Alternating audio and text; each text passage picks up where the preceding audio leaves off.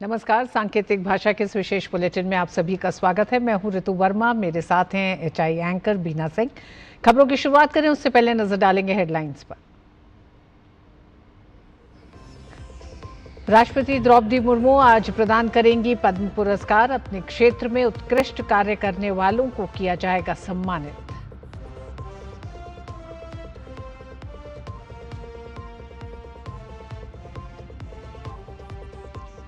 भारत में उर्वरक और ईंधन का पर्याप्त स्टॉक। आगामी सीजन के लिए उर्वरक की उपलब्धता सुनिश्चित। एलपीजी रिफाइनरी का उत्पादन 50,000 टन प्रतिदिन तक पहुंचा। अमेरिका समेत कई देशों से ऊर्जा स्रोत बढ़ाने पर जोर।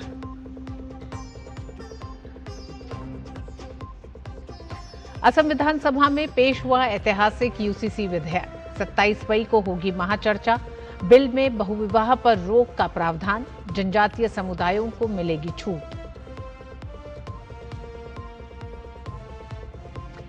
ट्विशा शर्मा मामले में सुप्रीम कोर्ट का बड़ा फैसला। सीबीआई करेगी मामले की जांच। शीर्ष अदालत ने घटना को बताया दुर्भाग्यपूर्ण। कहा जांच एजेंसी पर रखें भरोसा।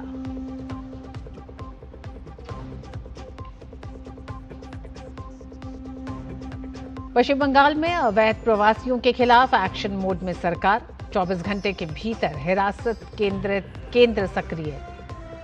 मालदा के गाजोल से 3 महिलाओं समेत 9 बांग्लादेशी गिरफ्तार। लालगोला सेंटर में 3 बांग्लादेशी हिरासत में।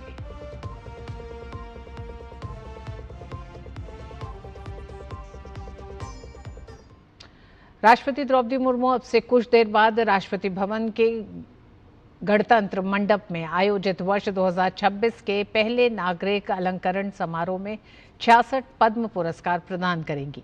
इस समारोह में उपराष्ट्रपति सीपी राधाकृष्णन, प्रधानमंत्री नरेंद्र मोदी और केंद्रीय गृह मंत्री अमित शाह सहित अन्य गणमान्य लोग उपस्थित रहेंगे।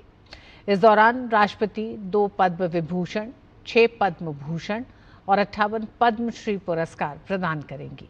वर्ष 2026 के लिए राष्ट्रपति ने 131 पद्म पुरस्कार देने को मंजूरी दी है, जिनमें 5 पद्म विभूषण, 13 पद्म भूषण और 113 पद्मश्री पुरस्कार शामिल हैं। पद्म पुरस्कार देश के सर्वोच्च नागरिक सम्मानों में शामिल है, जो विभिन्न क्षेत्रों में उत्कृष्ट योगदान देने वाले व्यक्तियों को प्रदान किए जाते हैं। पश्चिम एशिया की वर्तमान स्थिति को लेकर आयोजित अंतर मंत्रालय प्रेस वार्ता में उर्वरक विभाग की संयुक्त सचिव अपर्णा एस शर्मा ने कहा कि देश में उर्वरकों की उपलब्धता वर्तमान में बेहद मजबूत और आरामदायक स्थिति में है।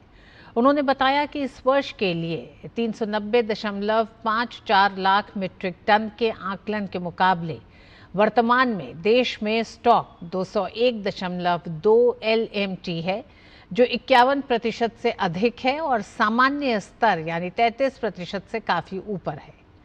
संयुक्त सचिव ने किसानों को भरोसा दिलाते हुए कहा कि आने वाले समय में भी उर्वरक की पर्याप्त उपलब्धता बनी रहेगी और किसी प्रकार की कमी नहीं होगी। So on behalf of Department of Fertilizer, I'd like to inform you that the overall stock position of fertilizer in the country remains comfortable. Against the assessment of 390.54 lakh metric ton for this year, the stock as on date is 200.12 LMT, that is more than 51% and significantly higher than the usual level of 33%. Besides, the domestic production and import of fertilizer after the crisis has been substantial. The total domestic production has been about 95 lakh metric ton and about 22.60 lakh metric tons of imports have reached our shores. विदेश मंत्रालय के प्रवक्ता रणधीर जायसवाल ने प्रधानमंत्री नरेंद्र मोदी की हाल की 15 मई को UAE यात्रा के महत्व पर प्रकाश डालते हुए बताया कि इस यात्रा के दौरान कई महत्वपूर्ण समझौतों पर हस्ताक्षर किए गए, जिससे विशेष रूप से एलपीजी आपूर्ति के मामले में भारत की ऊर्जा सुरक्षा को मजबूती मिली और रणनीतिक पेट्रोलियम भंडार मजबूत हुआ। इन समझौतों के तहत यूएई से भारत में निवेश को बढ़ावा मिलेगा, खासकर भारतीय कंपनियों, बुनियादी ढांचा और अन्य क्षेत्रों में। इसके अलावा रक्षा रणनीतिक साझेदारी के लिए एक रूपरेखा पर भी हस्ताक्षर किए गए। As you are aware, paid a highly successful visit to the UAE on 15th of May. Several key agreements were signed during the visit, which have given a boost to India's energy security, in particular on supplies of LPG, as also strengthening our strategic petroleum reserve. There were agreements on investments, so flow of fresh investments from Abu Dhabi, from UAE into India, into Indian entities in infrastructure and other sectors. In addition, we also signed a framework for the defense strategic partnership, which is again given a boost to our defense partnership with UAE. In addition to that, our missions in the region, they continue to be in touch with Indian diaspora for their welfare and for their well-being. We are also extending all possible help to a seafaring community, which is in large numbers in the Gulf region. Assam विधानसभा में uniform civil code Assam bill 2026 पेश कर दिया गया। प्रदेश के संसदीय कार्य मंत्री अतुल बोरा ने बिल विधानसभा में पेश किया। बिल में सभी धर्मों के लिए शादी, तलाक और संपत्ति के साथ ही उत्तराधिकार के समान नियम बनाए गए हैं। बिल में एक से ज्यादा शादी करने पर रोक का प्रावधान है। साथ ही शादी और तलाक का पंजीकरण कराने का भी प्रावधान किया गया है। महिलाओं को पिता की संपत्ति में समान अधिकार देने का भी प्रावधान है। वहीं लिव इन रिलेशनशिप की जानकारी भी प्रशासन को देना जरूरी किया गया है। हालांकि इस बिल से आदिवासी क्षेत्रों और जनजातीय समाज को बाहर रखा गया है। उनके रीति रिवाजों और अनुष्ठानों पर यह बिल लागू नहीं होगा। साथ ही बिल से धार्मिक अनुष्ठानों को भी बाहर रखा गया है। इस बिल पर 27 मई को विधानसभा में चर्चा होगी। असम यूसीसी बिल 2026 को असम में एनडीए के सभी दलों ने समर्थन दिया है। एनडीए विधायकों ने कहा है कि ये बिल प्रदेश में समानता लेकर आएगा। आभार थैंक्स देना चाहती हूँ माननीय मुख्यमंत्री को। इस बार आज ये ऐतिहासिक दिन आया है, हिस्टोरिकल डे होगा। हम एनडीए विधायक होने के नाते 100% यूसीसी के पक्ष में रहूंगा। हालांकि कांग्रेस असम के इस यूसीसी बिल का विरोध कर रही है। कांग्रेस ने यूसीसी बिल को प्रोपेगेंडा बताकर इसका विरोध किया है। यूसीसी का जरूरत क्या है? यूसीसी लेके आया विधानसभा में, किसके साथ बात किया? कि असम का लोगों का साथ तो बात नहीं किया, पॉलिटिकल नॉन पॉलिटिकल कोई ऑर्गेनाइजेशन से तो बात नहीं किया। ये कानून का जरूरत क्या है? इससे क्या लाभान्वित होगा असम? ये हमारा सवाल है। क्या जरूरत है? ये तो सिर्फ बीजेपी का पॉलिटिकल एजेंडा है और कुछ नहीं है। कांग्रेस के यूसीसी बिल का विरोध करने पर भाजपा ने कड़ी प्रतिक्रिया दी है। भाजपा नेताओं ने कहा है कि कांग्रेस तय नहीं कर पा रही है कि संविधान की बात करे या फिर शरीयत और मुस्लिम पर्सनल लॉ की बात करे। कांग्रेस को पहले ये मान लेना है, उनको संविधान चाहिए, पर्सनल लॉ बोर्ड चाहिए या शरीयत आइन चाहिए, किसके ऊपर खास फोकस करना है? कोई बोलेगा वो लोग संविधान सबसे ऊपर है, फिर बोलेगा शरीयत आने से बोलेगा शरीयत है, फिर बोलेगा पर्सनल लॉ बोर्ड है यहाँ पे है। ऐसा तो नहीं चलेगा।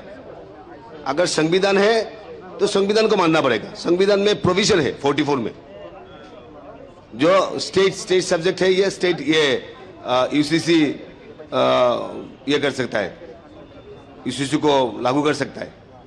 लेकिन वो लोग संविधान को नहीं मानता है। बुलेटिन में वक्त एक छोटे से ब्रेक का है। ब्रेक के बाद खबरें जारी रहेंगी। देखते रहिए डीडी न्यूज।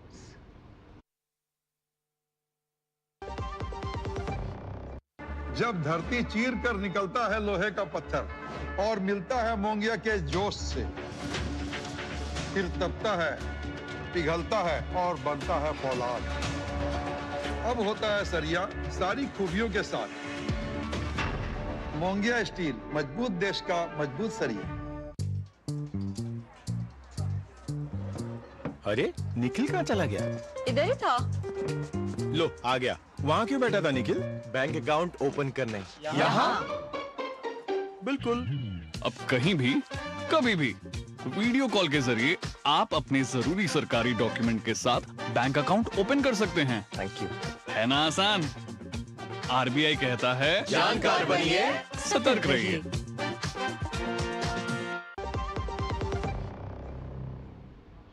और एक बार फिर आप सभी का स्वागत है। पश्चिम बंगाल में नई सरकार बनने के बाद मुख्यमंत्री शुभेंदु अधिकारी ने आम लोगों की समस्याएं सुनने के लिए जनता दरबार की शुरुआत की है। जनता दरबार में अपनी समस्याओं के समाधान के लिए लोगों की भारी भीड़ उमड़ी। लोग अपनी शिकायतें लेकर सीधे मुख्यमंत्री तक पहुंचे। जनता दरबार में पहुंचे वंचित शिक्षक और सरकारी डॉक्टरों ने भी अपनी समस्याएं मुख्यमंत्री के सामने रखी। लोगों का कहना है कि बंगाल में पहली बार उन्हें सीधे मुख्यमंत्री तक अपनी बात पहुंचाने का मौका मिला है। भारतीय जनता पार्टी ने जनता दरबार को जनता के मुख्यमंत्री की नई कार्यशैली बताया है। वो जब ऑपोजिशन लीडर था तब एक जैसा था, अभी वो रेस्पेक्टेड सीएम बन चुके हैं श्री शुभेंदु अधिकारी। ये हम लोगों को अपॉर्चुनिटी दे रहे हैं कि हम उनसे मिल सकते हैं, उनसे हमारी जो प्रॉब्लम्स है वो बोल सकते हैं, उनसे बात कर सकते हैं, जो हम लोग पहले कभी कर नहीं पाए। और हमारे एक्स चीफ मिनिस्टर को हमने बोला जे आपका चाइल्ड समझे हमको बुला लीजिए, नहीं बुलाया। इतना दिनों का संघर्ष, हमको बहुत दिन जेल में डाला, लॉकअप किया, सैलरी स्टॉप किया, बहुत कोशिश किया हमको उन्होंने कंठरोध करने के लिए। हमारा honourable chief minister Shri Suvendu Adhikari ji के साथ हम लोग बात कर सकते, वो आम आदमी बात कर सकते। और इसी भीड़ में भवानीपुर के 80 वर्षीय वरिष्ठ डॉक्टर प्रवीण मुखोपाध्याय भी पहुंचे। डॉक्टर का आरोप है कि जीवन भर की कमाई से खरीदे गए फ्लैट में उनके साथ धोखाधड़ी हुई। उनका दावा है कि जमीन घोटाले में गिरफ्तार जॉय कामदार ने उन्हें ठगा। हम लोग एक प्रोमोटर को वो दिया था डेवलप करने के लिए। वो बिल्डिंग बहुत प्राचीन था, उसको डेवलप करके न्यू फ्लैट बना के वो लोग वो प्रोमोटर हम लोग को हैंड ओवर करेंगे, यही उम्मीद था। लेकिन देखा गया कि जो वो फ्लैट बनाने के बाद ही वही प्रोमोटर वो फ्लैट हैंड ओवर नहीं किया हम लोग को। उसका नाम है जॉय कामदार, अभी वो जेल में है। जॉय कामदार वही है प्रोमोटर। पहले हम लोग तो सोचे नहीं थे जो इतना बड़ा वो चीटर है, अभी वो जेल में है। उम्मीद है कि उनके पास आने से जो फ्लैट कैसे हम अब वापस ले लेंगे, कैसे मिलेंगे, वही हम लोग एडवाइस लेंगे। पश्चिम बंगाल में अवैध घुसपैठ के खिलाफ कार्रवाई तेज हो गई है। मालदा के गाजोल इलाके से 3 महिलाओं समेत 9 बांग्लादेशी नागरिकों को गिरफ्तार किया गया है। गिरफ्तारी के बाद सभी को इंग्लिश बाजार के बागबाड़ी स्थित सरकारी भवन में रखा गया है, जिसे अब मालदा का पहला होल्डिंग सेंटर बनाया गया है। दरअसल एक दिन पहले ही राज्य सरकार ने सभी जिलों में अवैध विदेशी नागरिकों के लिए होल्डिंग सेंटर बनाने का निर्देश जारी किया था। निर्देश जारी होने के 24 घंटे के भीतर ही मालदा में पहला होल्डिंग सेंटर सक्रिय हो गया। वहीं मुर्शिदाबाद के लालगोला में भी होल्डिंग सेंटर बनाया गया है, जहां 3 बांग्लादेशी नागरिकों को रखा गया है। सभी बांग्लादेशी नागरिक अवैध तरीके से पश्चिम बंगाल में रह रहे थे। और वक्त एक छोटे से ब्रेक का।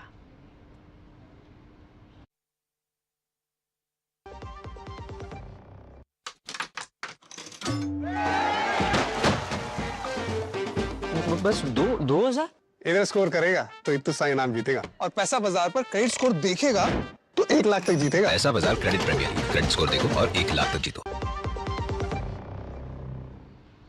भारतीय जनता पार्टी के प्रवक्ता गौरव भाटिया ने नेता प्रतिपक्ष राहुल गांधी की हालिया बैठक और उसके बाद दिए गए बयान पर दुख व्यक्त किया।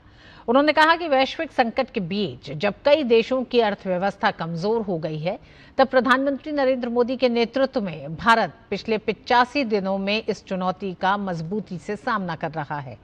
गौरव भाटिया ने कहा कि हमारी अर्थव्यवस्था मजबूत और स्थिर है। मंत्री श्री नरेंद्र मोदी जी के नेतृत्व में भारत कैसे मजबूती से इस वैश्विक चुनौती का सामना कर रहा है। हमारी अर्थव्यवस्था मजबूत है। प्रधानमंत्री जिन्हें अपील करी और 140 करोड़ भारतीय वो खड़े हो गए देश प्रेम में कंधे से कंधा मिलाकर। ये चुनौती है क्या? इस चुनौती को हम परास्त करेंगे और भारत और मजबूत होके निखर के निकलेगा। भाजपा प्रवक्ता गौरव भाटिया ने नेता प्रतिपक्ष राहुल गांधी के हालिया बयान पर तंज कसा। गौरव भाटिया ने पूछा कि क्या विपक्ष में रहते हुए नेता प्रतिपक्ष देश की सेवा नहीं कर सकते, और जब देश को हर नागरिक की जरूरत है तो क्या राहुल गांधी अपने नागरिक कर्तव्यों का पालन कर रहे हैं? उच्चतम न्यायालय ने पंजाब के आगामी स्थानीय निकाय चुनावों को मतपत्रों के जरिए कराने के राज्य निर्वाचन आयोग के फैसले को चुनौती देने वाली याचिका को खारिज कर दिया है। सर्वोच्च न्यायालय ने स्पष्ट किया कि चुनाव प्रक्रिया के इतने करीब आने पर इसमें किसी भी प्रकार का हस्तक्षेप नहीं किया जा सकता। भारत के प्रधान न्यायाधीश सूर्यकांत, न्यायमूर्ति जयमाल्या बागची और न्यायमूर्ति विपुल एम पंचोली की पीठ ने याचिकाकर्ता रुचिता गर्ग की याचिका पर सुनवाई करते हुए कड़ी टिप्पणी की। न्यायालय ने चुनाव प्रक्रिया में देरी या व्यवधान पैदा करने के प्रयासों को अनुचित मानते हुए इसे खारिज कर दिया। याचिकाकर्ता ने पंजाब एंड हरियाणा उच्च न्यायालय के उस आदेश को चुनौती दी थी जिसमें अदालत ने मतपत्रों के इस्तेमाल के राज्य निर्वाचन आयोग के फैसले को बरकरार रखा था। याचिकाकर्ता का तर्क था कि association for democratic reforms ADR मामले में सुप्रीम कोर्ट के फैसले के अनुसार EVM का उपयोग ही सामान्य प्रक्रिया होनी चाहिए। दूसरी ओर राज्य निर्वाचन आयोग ने उच्च न्यायालय को सूचित किया था कि निर्धारित समय पर EVM उपलब्ध न हो पाने के कारण इस बार मतपत्रों का सहारा लिया जा रहा है। सुप्रीम कोर्ट ने न केवल याचिका खारिज की बल्कि चुनाव में पर्यवेक्षक नियुक्त करने की मांग को भी बहुत गंभीर हस्तक्षेप बताते हुए अस्वीकार कर दिया। पंजाब में 26 मई को 8 नगर निगमों सहित कुल 104 नगर निकायों के लिए मतदान होगा, जिसकी गणना 29 मई को की जाएगी। नीट UG पेपर लीक मामले में दायर याचिकाओं पर सुप्रीम कोर्ट ने NTA और अन्य को नोटिस जारी किया है। दरअसल याचिकाओं में नीट परीक्षा में गड़बड़ी को रोकने के लिए जरूरी कदम उठाने की मांग की गई है, जिसमें परीक्षा NTA द्वारा न कराए जाने और प्रिंटेड प्रश्न पत्र की जगह कंप्यूटर बेस्ड टेस्ट आयोजित करने की मांग की गई है। अदालत ने कहा कि ये अफसोस की बात है कि पिछले मामले में सुप्रीम कोर्ट द्वारा जारी निर्देशों और हाई पावर कमेटी के गठन के बावजूद ऐसी घटना हुई। कोर्ट ने NTA से हलफनामा दाखिल करने को कहा है। हाई प्रोफाइल ट्विशा शर्मा की मौत के मामले में CBI ने जांच अपने हाथ में ले ली है। अब एजेंसी ने भोपाल में अपनी एक टीम भी भेज दी है। ये टीम राज्य पुलिस से जांच का जिम्मा लेगी और मामले से जुड़े सभी सबूत और दस्तावेज इकट्ठा करेगी। आज सुप्रीम कोर्ट में इस मामले की सुनवाई करते हुए मुख्य न्यायाधीश सूर्यकांत और न्यायमूर्ति जयमाल्या बागची की पीठ ने कहा कि वह ये सुनिश्चित करेगी कि इस मामले में जांच निष्पक्ष, स्वतंत्र और बिना किसी भेदभाव के हो।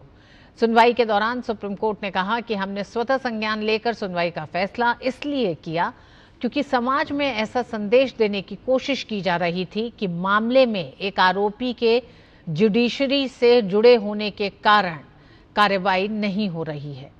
कोर्ट ने दर्ज किया कि सॉलिसिटर जनरल तुषार मेहता की ओर से कोर्ट को आश्वस्त किया गया है कि इस मामले की जांच CBI करेगी। कोर्ट ने अपने आदेश में दर्ज किया कि सॉलिसिटर जनरल तुषार मेहता की ओर से बताया गया कि ट्विशा शर्मा के शव का दूसरी बार पोस्टमार्टम हो गया है, दूसरी रिपोर्ट का इंतजार है। कोर्ट ने कहा कि हम मीडिया से भी आग्रह करते हैं कि वो इस मामले में संभावित गवाहों के बयान न ले। कोर्ट ने साफ किया कि हम केस पर लगे आरोपों को लेकर अपनी कोई राय व्यक्त नहीं कर रहे हैं। जांच एजेंसी अपने विवेक से सभी पहलुओं की जांच करेगी। कोर्ट ने कहा कि हम जनता से भी आग्रह करते हैं कि वो बेवजह कयास न लगाए। इस मामले में ट्विशा शर्मा के पिता के वकील पीयूष तिवारी ने कहा है कि ट्विशा के पिता ने आरोपियों की बेल खारिज करने के लिए अपील दायर की है। मौसम विभाग ने देश के कई राज्यों के लिए भीषण हीट वेव का रेड और ऑरेंज अलर्ट जारी किया है। उत्तर और मध्य भारत के बड़े हिस्से लगातार बढ़ते तापमान की चपेट में हैं, जिससे लोगों की मुश्किलें बढ़ गई हैं।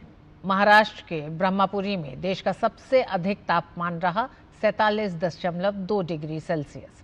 मौसम विभाग के अनुसार पंजाब, हरियाणा, दिल्ली, राजस्थान और मध्य प्रदेश में 28 मई और 30 मई तक भीषण लू चलने की आशंका है। इसके साथ ही उत्तर प्रदेश और विदर्भ के कुछ हिस्सों में गर्म रातों का भी अलर्ट है, जिससे राहत मिलने की कोई उम्मीद नहीं है। मौसम विभाग ने चेतावनी दी है कि इस भीषण गर्मी में सभी उम्र के लोगों को हीट स्ट्रोक होने का भारी खतरा है। लोगों को कड़ी धूप से बचने, घरों में रहने और पर्याप्त मात्रा में पानी पीने की सख्त हिदायत दी गई है।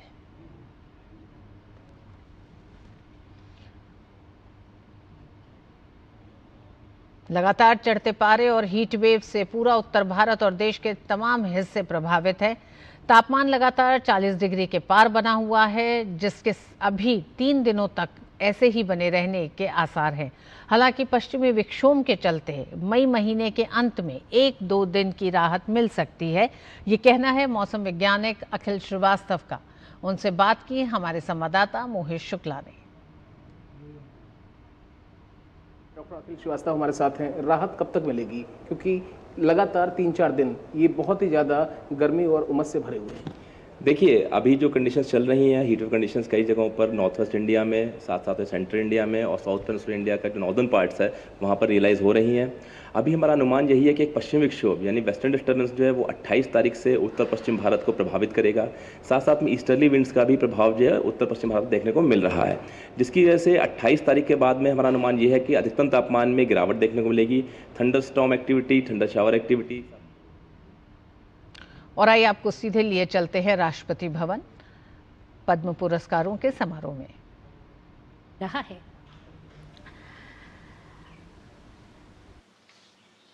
प्रतिष्ठित पद्म पुरस्कार देश के सर्वोच्च नागरिक सम्मानों में एक अत्यंत विशिष्ट पहचान रखते हैं। वर्ष 1954 से प्रदान किए जा रहे ये सम्मान देश के उन विशिष्ट नागरिकों को समर्पित है जिन्होंने अपने अपने क्षेत्रों में उत्कृष्ट योगदान दिया है। समय के साथ इन सम्मानों का स्वरूप और भी व्यापक हुआ है, विशेष रूप से वर्ष 2016 के बाद। माननीय केंद्रीय गृह मंत्री अमित शाह तथा अनेक केंद्रीय मंत्री भी आज विशिष्ट अतिथियों में इस सभागार में उपस्थित हैं। वर्ष 2016 के बाद नामांकन प्रक्रिया में जनसामान्य की भागीदारी को प्रोत्साहित किया गया। तब अनेक ऐसे अनाम और प्रेरक व्यक्तित्व भी सामने आए जिन्होंने निस्वार्थ भाव से समाज और राष्ट्र की सेवा की। इसी भावना ने आगे चलकर पीपल्स पद्म के विचार को और सशक्त बनाया है। The Padma Awards this evening celebrate individuals whose contributions have shaped India in deeply meaningful ways across diverse fields and communities. Among those being honored today are Gujarati theatre and screen actor Arvind Vaidya, who is also among the awardees, and he is acknowledged for a distinguished acting career spanning more than 6 decades. The list also includes individuals who have quietly preserved knowledge, culture, and grassroots traditions.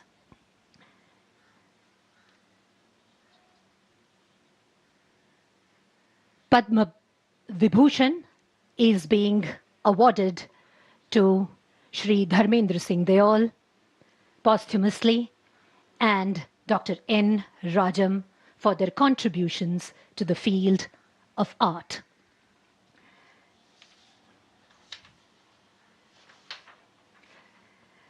साथ ही शतावधानी doctor R Ganesh को भारतीय अवधान कला को नई पीढ़ी तक पहुंचाने के लिए भी सम्मानित किया जा रहा है।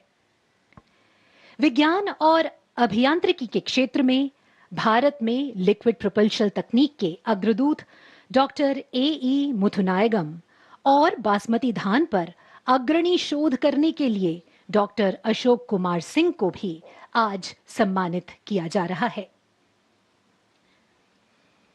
ये सभी विभूतियां इस बात का प्रमाण हैं कि भारत की वास्तविक शक्ति उसके समर्पित कर्मयोगियों में निहित है।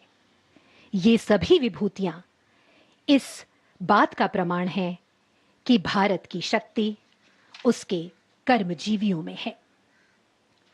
Together, these awardees represent many faces of India's progress, driven not only by achievement but also by commitment, discipline, and service to society.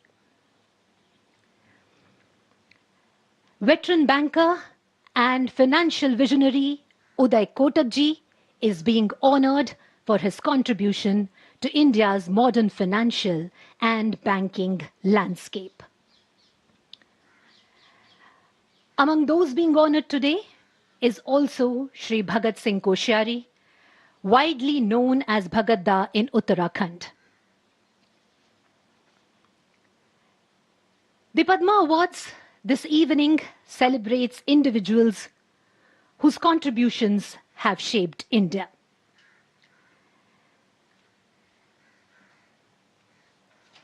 In recent years, the Padma Awards have evolved into a true People's Padma. The awards today recognize not only iconic personalities but also unsung heroes from across the country. Among those being honored today, and we can see on our screens, are Shatavadhani, R. Ganesh, and Shri Bhagat Singh Koshyari, who is widely known as Bhagat Da. And he is recognized for his long years of public service and social commitment.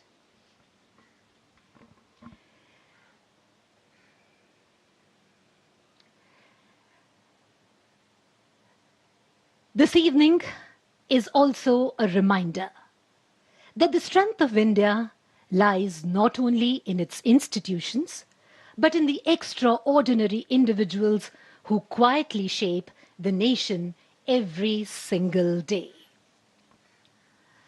The grandeur of Ganatantra Mandap carries with it a quiet dignity, one that beautifully complements the spirit of this evening.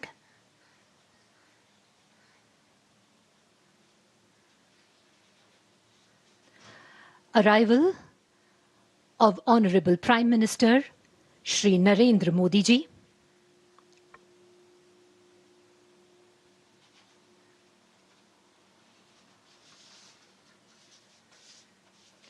सभागार में माननीय प्रधानमंत्री पधार चुके हैं तथा सभी गणमान्य अतिथि उनका स्वागत करते हुए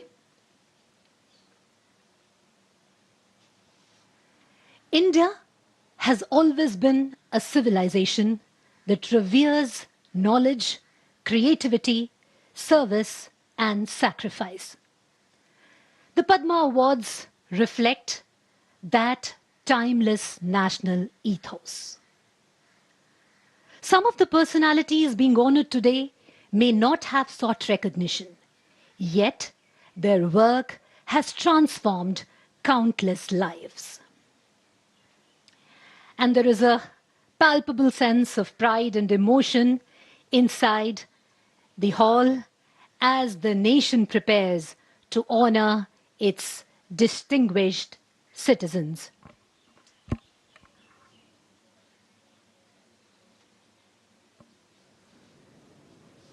माननीय उपराष्ट्रपति श्री सीपी राधाकृष्णन का सभागार में आगमन हो चुका है। सभी गणमान्य अतिथि उनका स्वागत करते हुए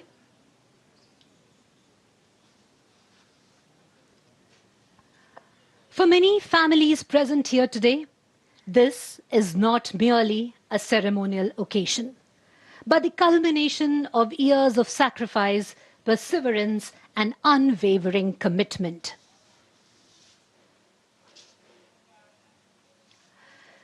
वर्ष 2026 के लिए कुल 131 पद्म सम्मान घोषित किए गए हैं, जिनके अंतर्गत 133 विशिष्ट व्यक्तित्वों को सम्मानित किया जाएगा।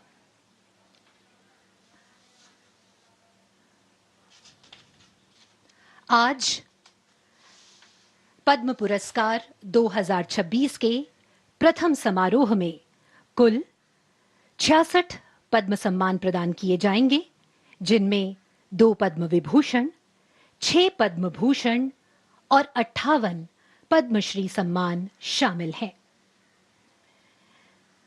इन नामों में सिनेमा और शास्त्रीय संगीत की साधना से लेकर विज्ञान, चिकित्सा, शिक्षा और खेल जगत तक, और वहीं दूसरी ओर देश के दूरस्थ क्षेत्रों में निस्वार्थ भाव से कार्य कर रहे कर्मयोगी भी शामिल हैं, जिन्होंने अपने कार्यों से समाज को नई दिशा दी है।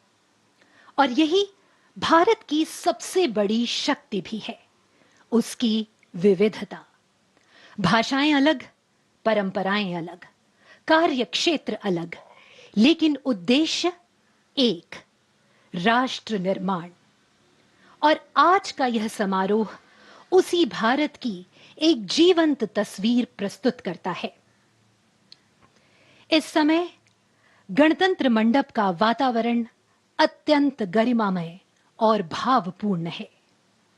सभागार में उपस्थित प्रत्येक व्यक्ति उस ऐतिहासिक क्षण की प्रतीक्षा कर रहा है जब राष्ट्र अपने इन विशिष्ट नागरिकों को अपना सम्मान और कृतज्ञता व्यक्त करेगा।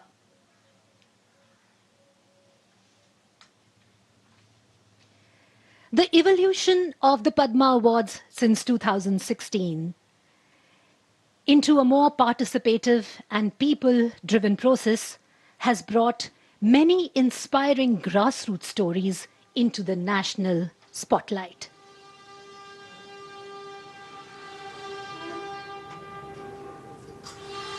माननीय राष्ट्रपति का गणतंत्र मंडप में आगमन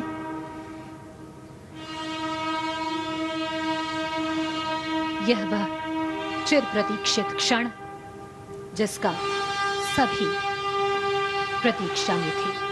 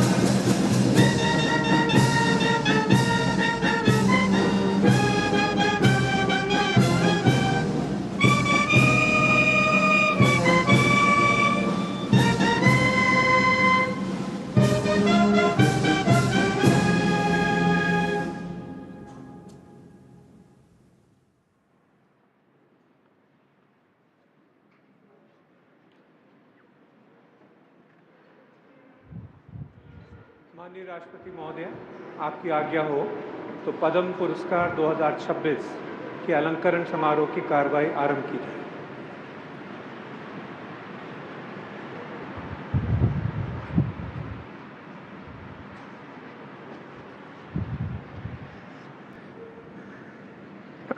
पद्म विभूषण श्री धर्मेंद्र सिंह देओल, मरणोपरांत कला फिल्म अभिनय, उनकी पत्नी श्रीमती हेमा मालिनी।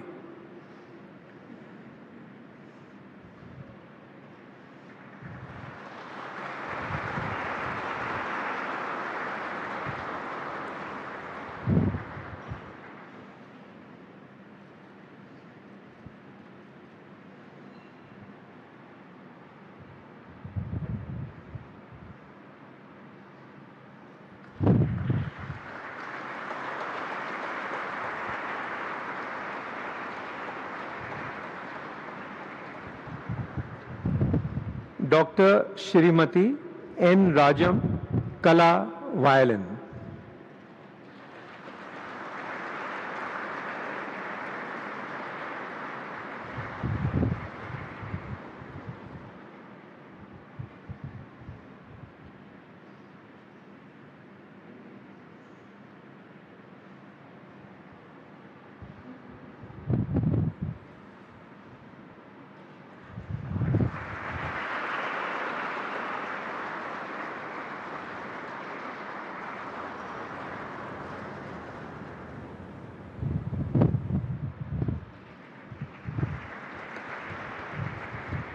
पद्म भूषण शतावधानी डॉक्टर आर गणेश, कला अवधान।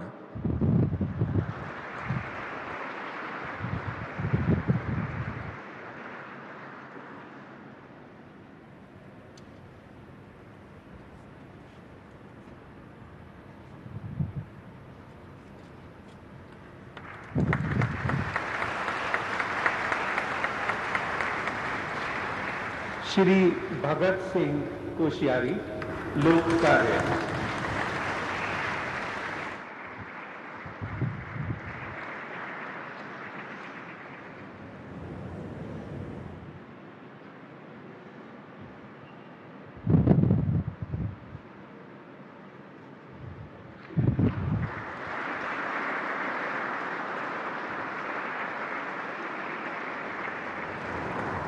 श्री उदय सुरेश कुमार कोटक, व्यापार एवं उद्योग।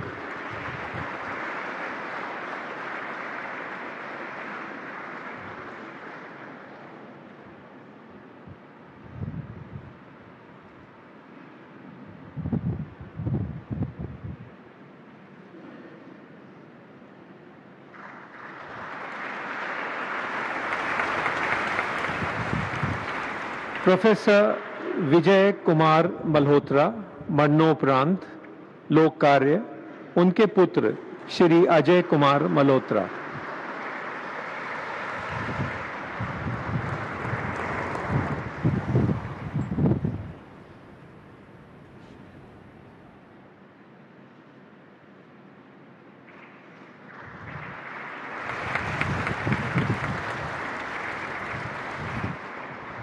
डॉक्टर कल्लीपट्टी रामास्वामी पल्लीस्वामी, चिकित्सा गैस्ट्रोएंट्रोलॉजी।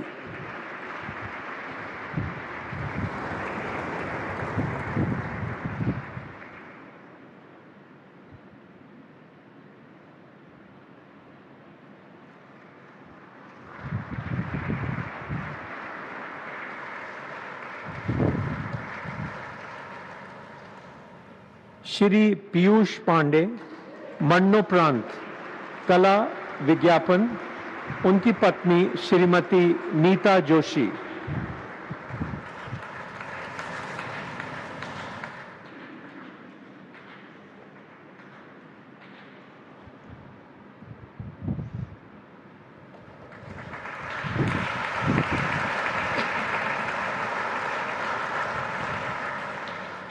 पद्मश्री श्री विश्वबंधु, मरणोपरांत, कला लोक नृत्य, उनकी पत्नी श्रीमती इंदु देवी।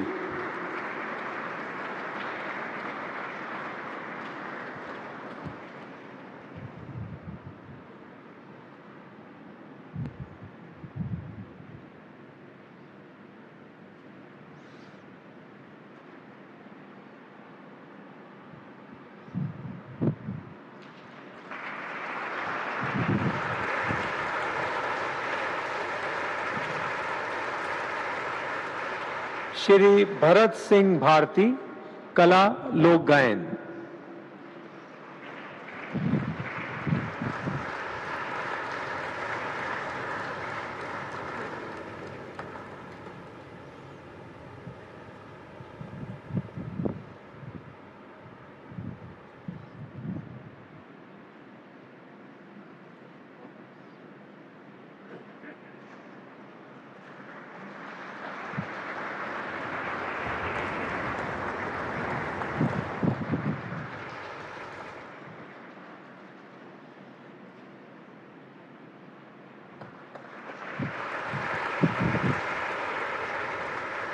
श्री तगाराम भील, कला अलगोजा वादन।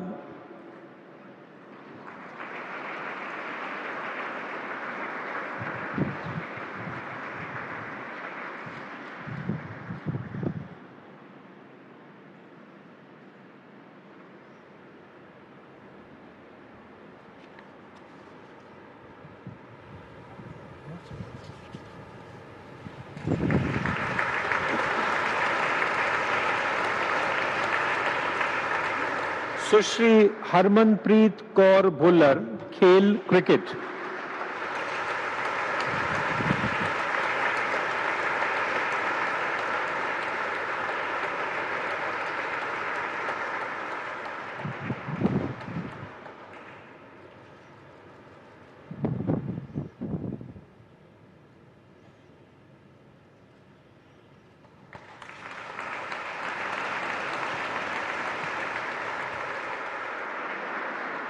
श्री रतिलाल मोहनलाल बोरीसागर, साहित्य एवं शिक्षा।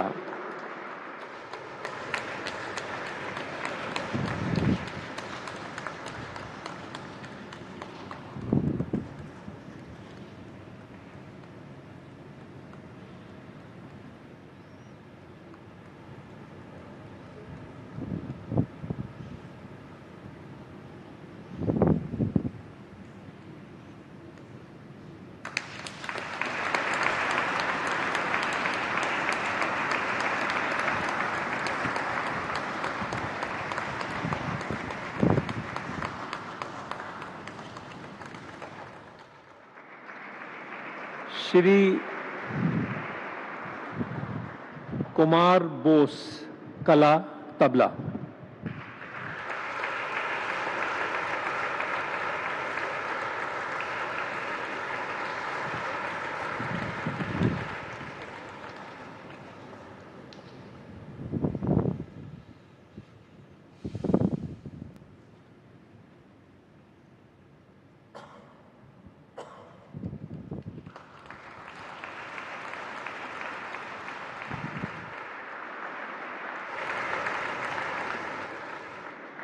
श्री जनार्दन बापूराव बोथे, समाज सेवा।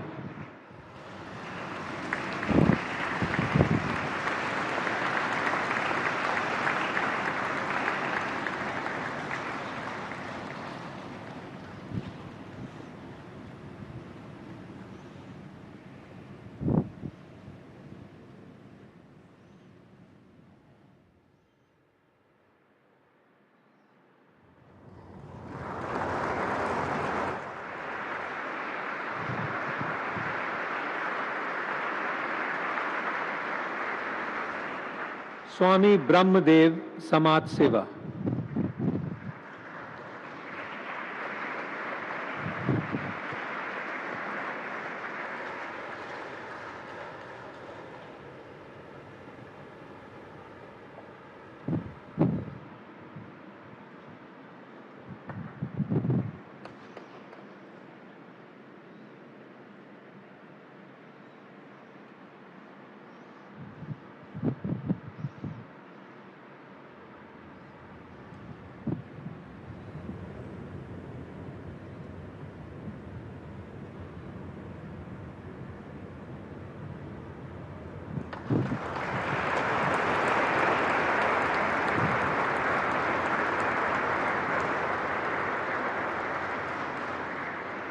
श्री प्रोसेनजीत चैटर्जी, कला फिल्म अभिनय।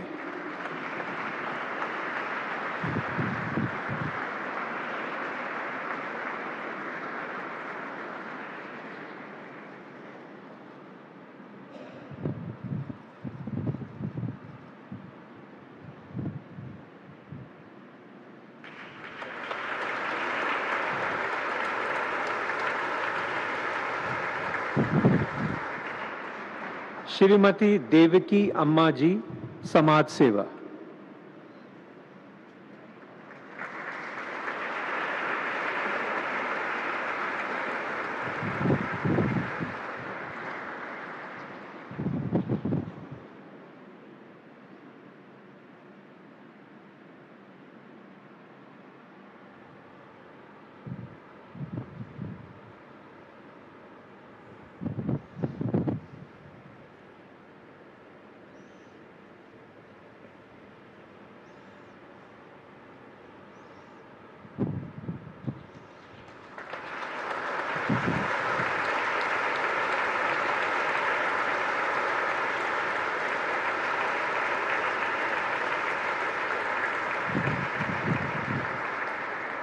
डॉक्टर रामचंद्र गोडबोले एवं श्रीमती सुनीता गोडबोले, चिकित्सा।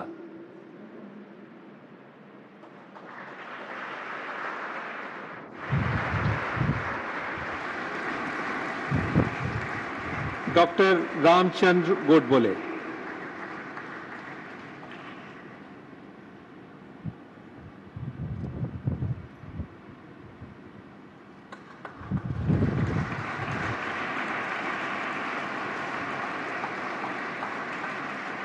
श्रीमती सुनीता गोडबोले।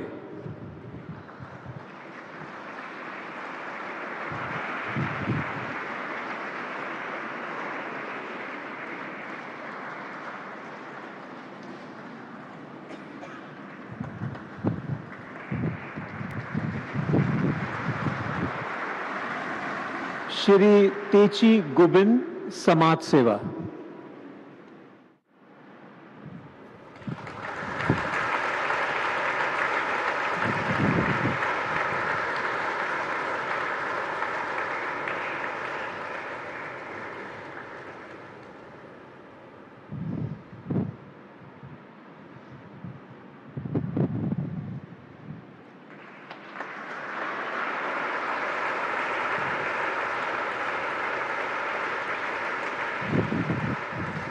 Doctor H.V. हांडे, चिकित्सा।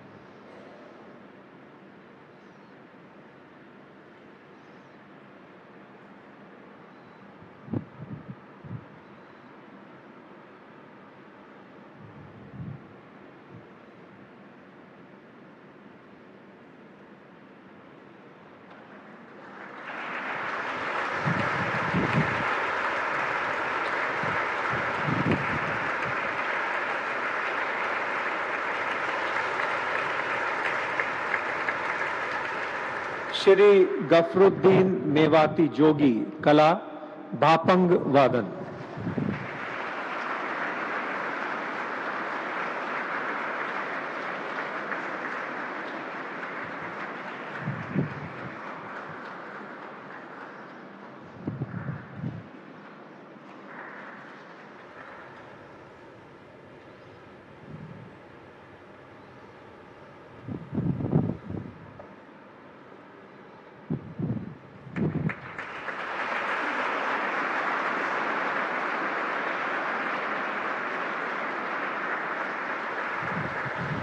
श्री मीर हाजी कासम, कला, ढोलक।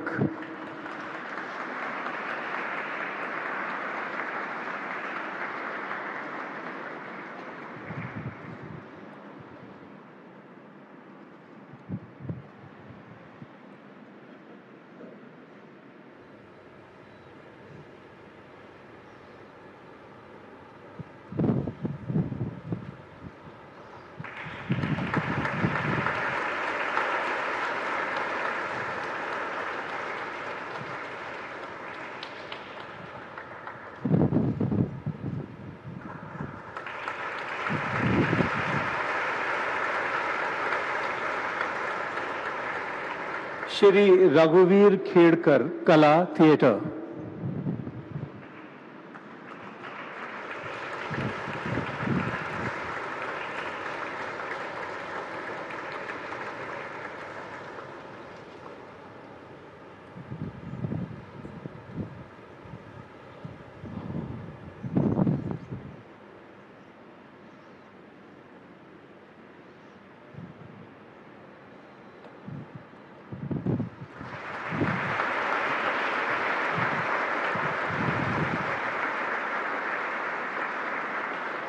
श्री आर कृष्णन किटना, मरणोपरांत, कला कुरुम्बा ट्राइबल पेंटिंग, उनकी पत्नी श्रीमती सुशीला कृष्णन।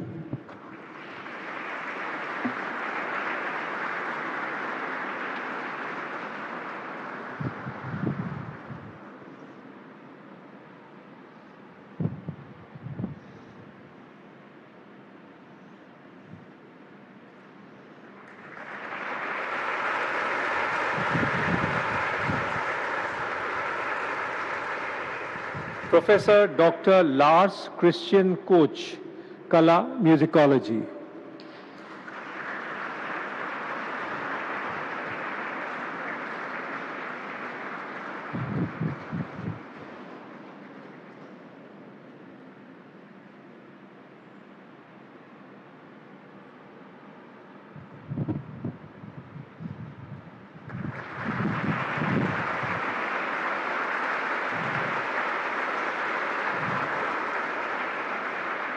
प्रोफेसर मामीडाला जगदीश कुमार, साहित्य एवं शिक्षा।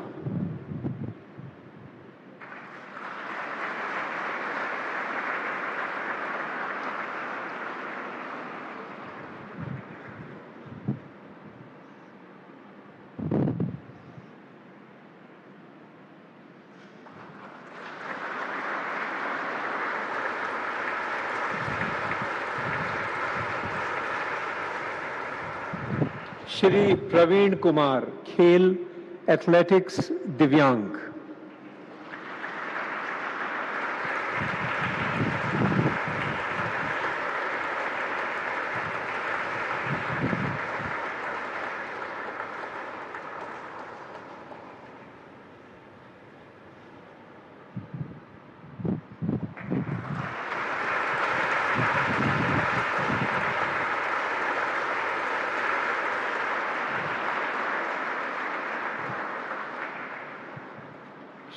श्री के विजय कुमार, सिविल सेवा।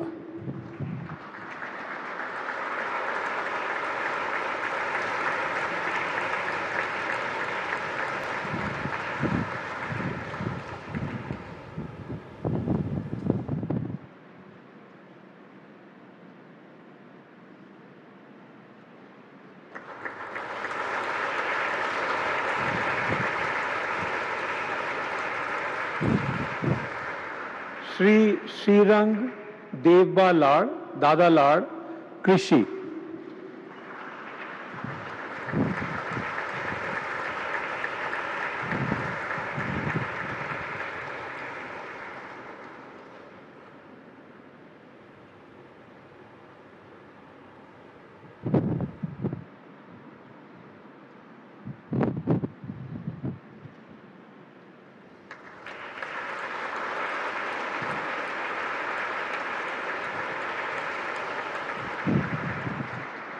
श्री अंके गौड़ा एन, समाज सेवा।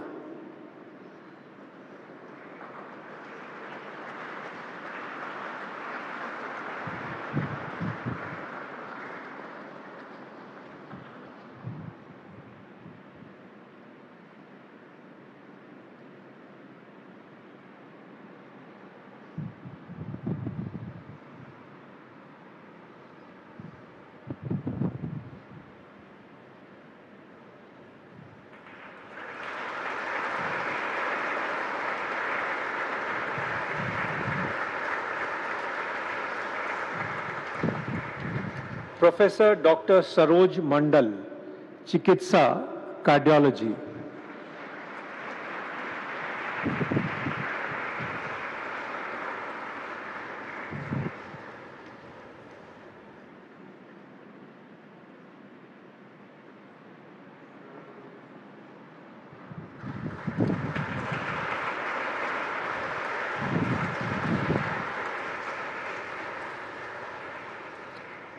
प्रोफेसर बुद्ध रश्मि मणि, पुरातत्व विज्ञान।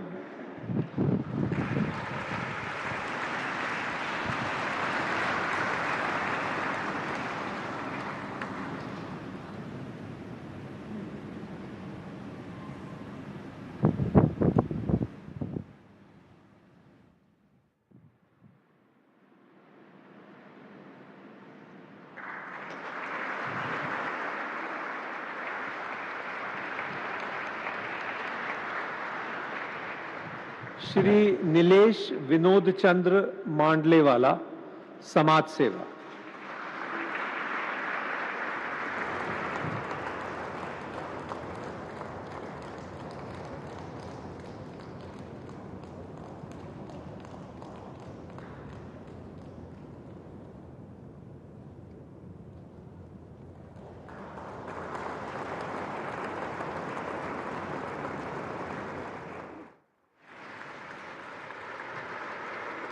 डॉक्टर महेंद्र कुमार मिश्र, साहित्य एवं शिक्षा।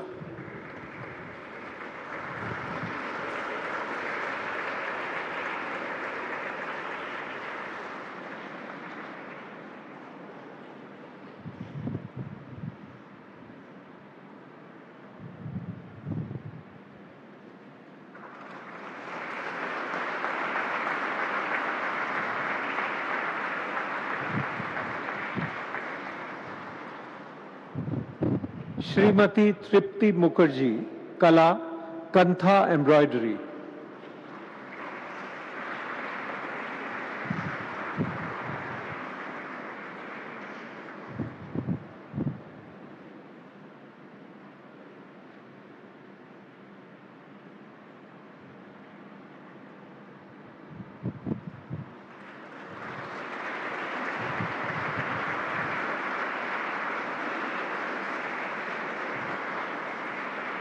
श्री हरि माधव मुखोपाध्याय, मरणोपरांत, कला, थिएटर, उनके पुत्र श्री कृष्णेंदु मुखोपाध्याय।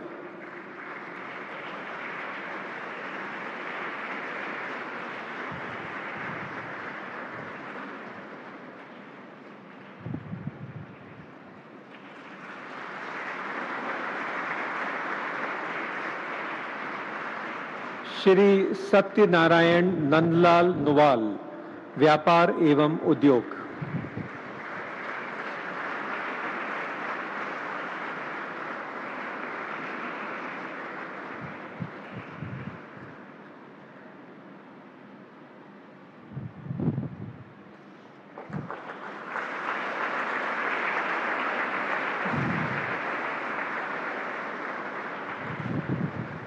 श्री के पजानीवेल, खेल, सिलंबम।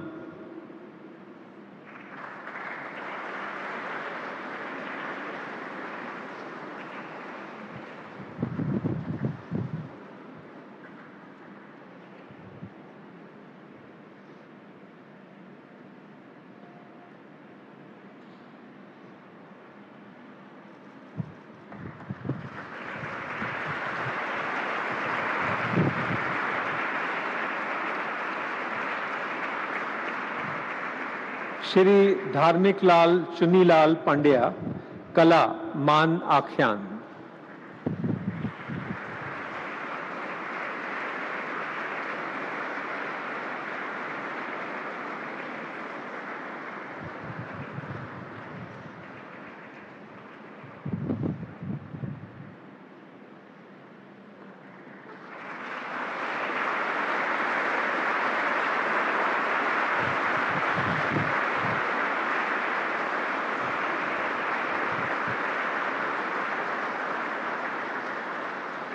श्री कैलाश चंद्र पंत, साहित्य एवं शिक्षा।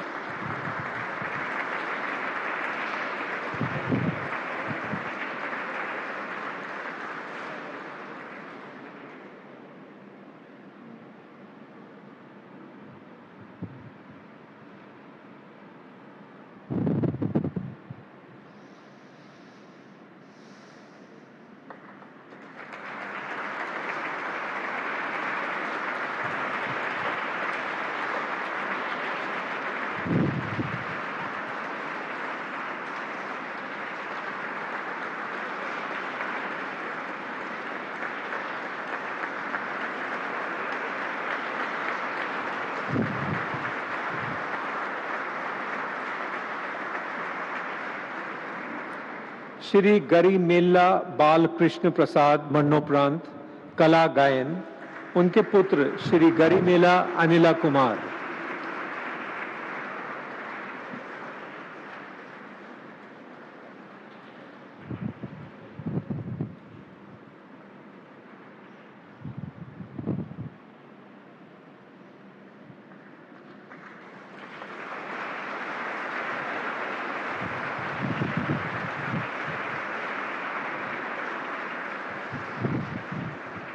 प्रोफेसर डॉक्टर राजेंद्र प्रसाद, चिकित्सा, ट्यूबरकुलोसिस।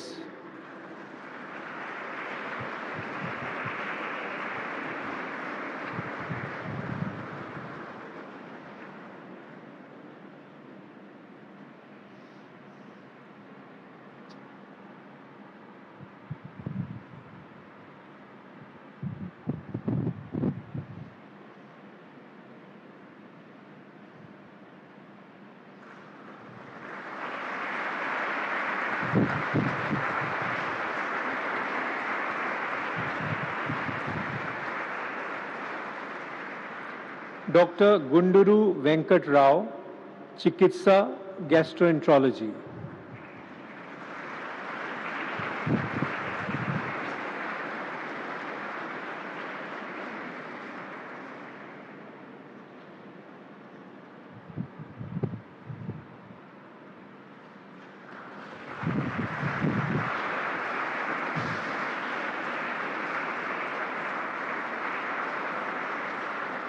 श्रीमती दीपिका रेड्डी, कला, नृत्य।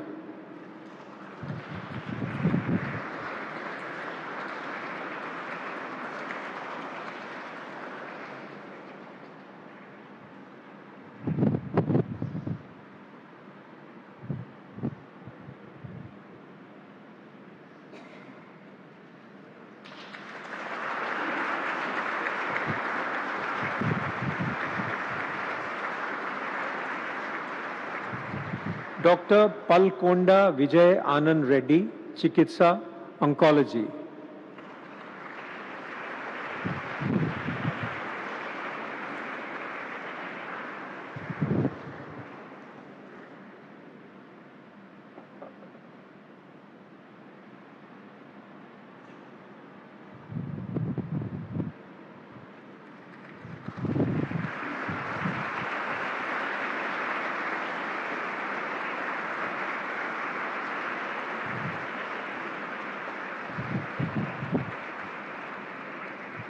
श्री हरिचरण शाइकिया, कला, सत्रिया, नृत्य।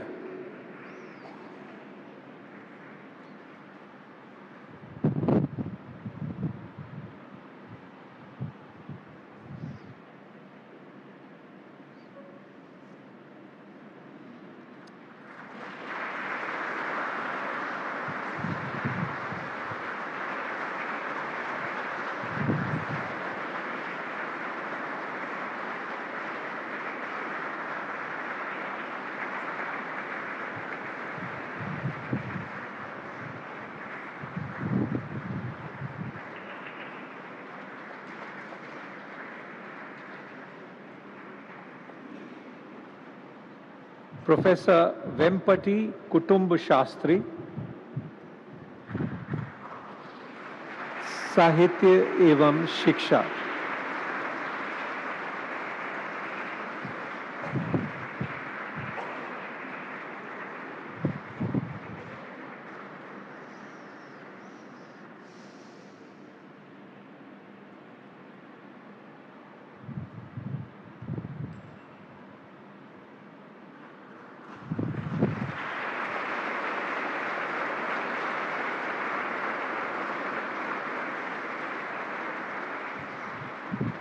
प्रोफेसर शफी शौक, साहित्य एवं शिक्षा।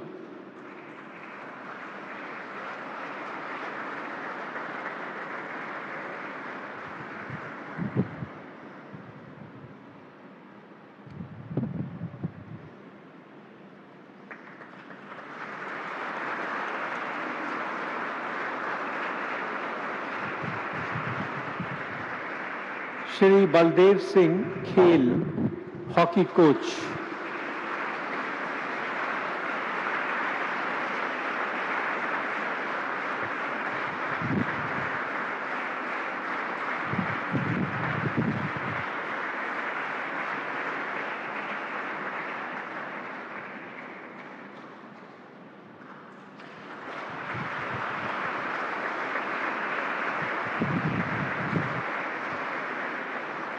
श्री युमनाम यात्रा सिंह मरणोपरांत कला नट संकीर्तन, उनके पुत्र श्री युमनाम बिशन भोर सिंह।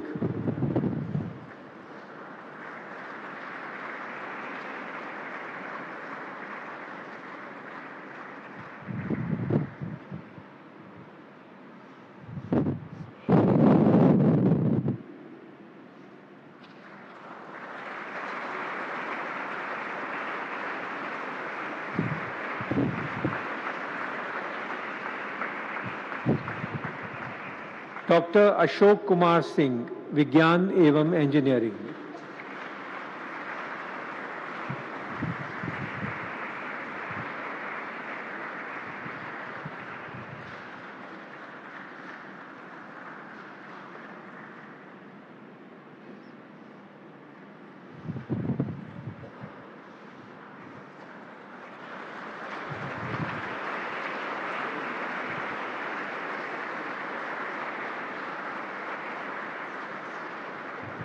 श्रीमती शिव शंकरी, साहित्य एवं शिक्षा।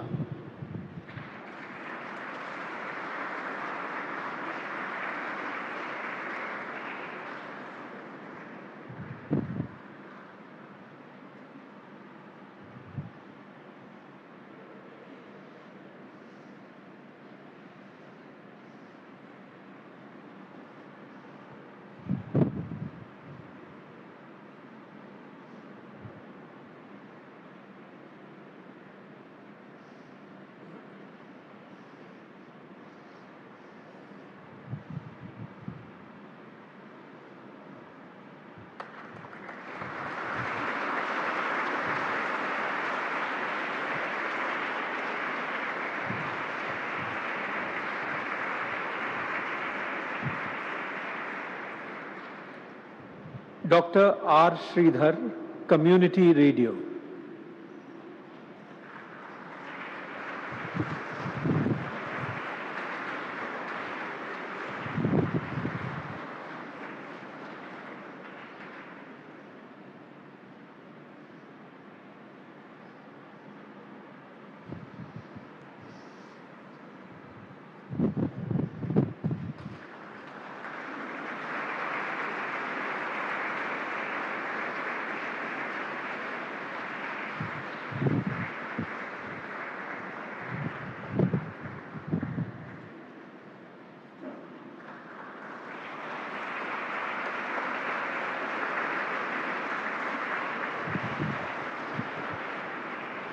प्रोफेसर श्याम सुंदर, चिकित्सा, काला आजार।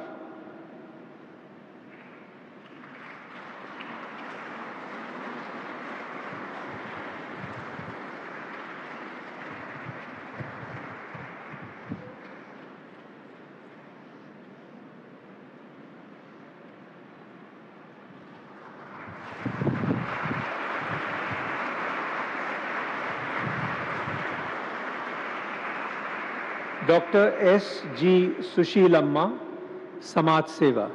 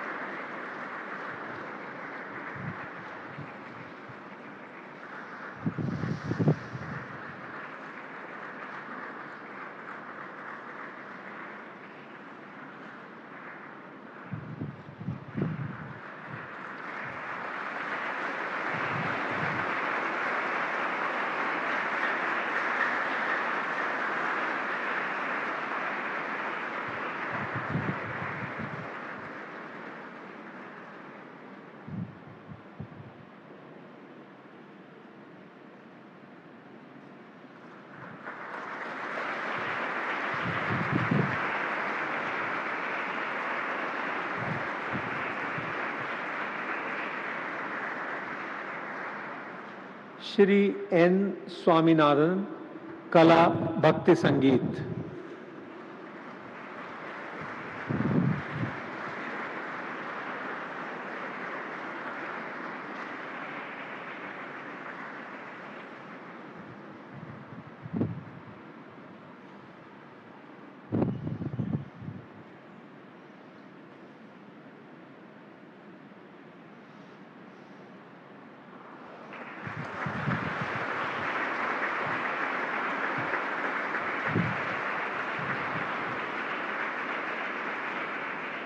डॉक्टर केवल कृष्ण ठकराल, चिकित्सा आयुर्वेद।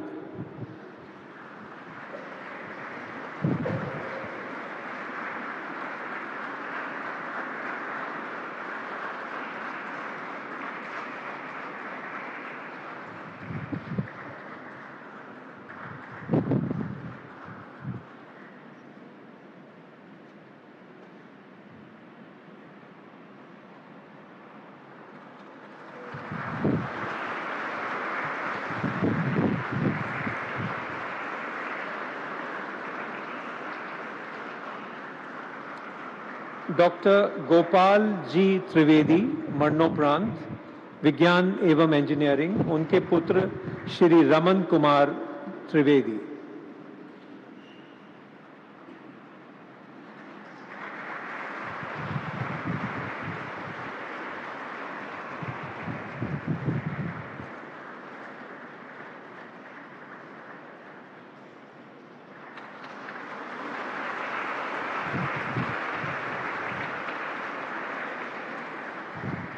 श्री अरविंद वैद्य, कला थिएटर।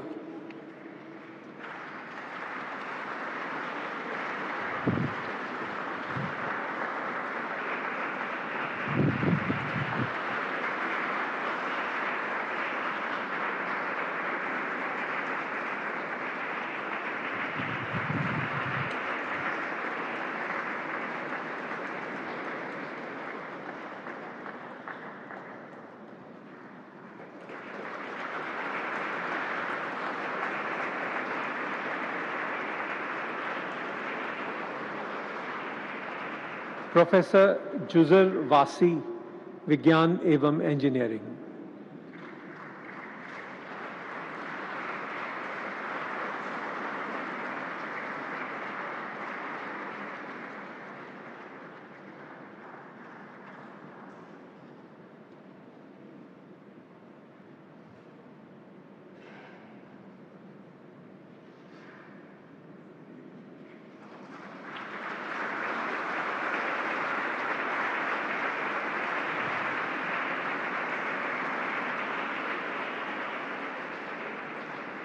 डॉक्टर नारायण व्यास, पुरातत्व विज्ञान।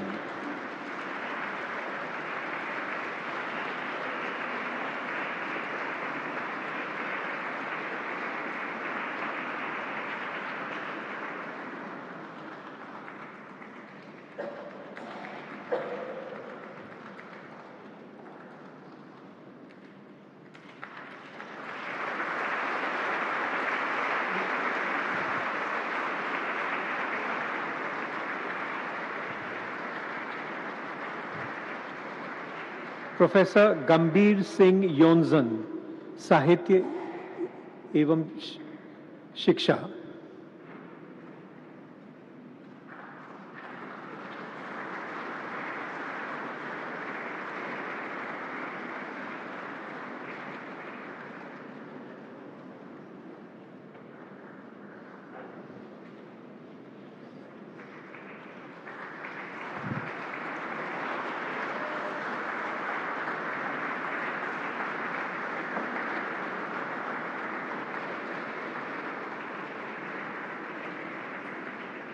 श्री हैली वार, समाज सेवा।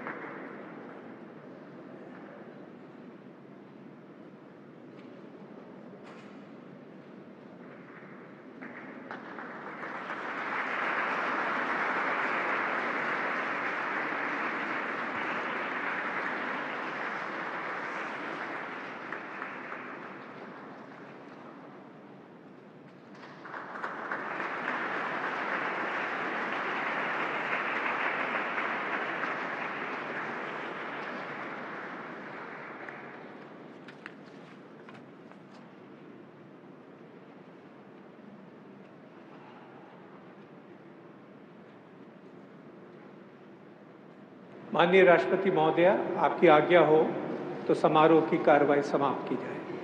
धन्यवाद।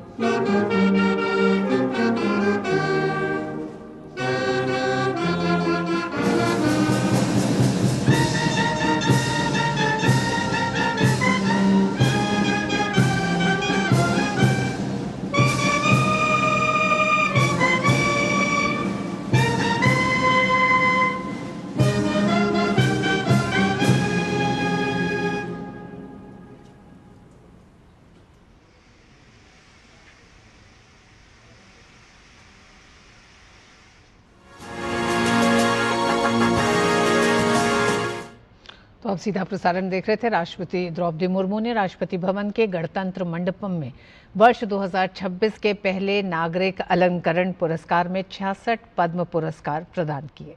इसी के साथ इस बुलेटिन में बस इतना ही। मुझे दीजिए अनुमति। नमस्कार।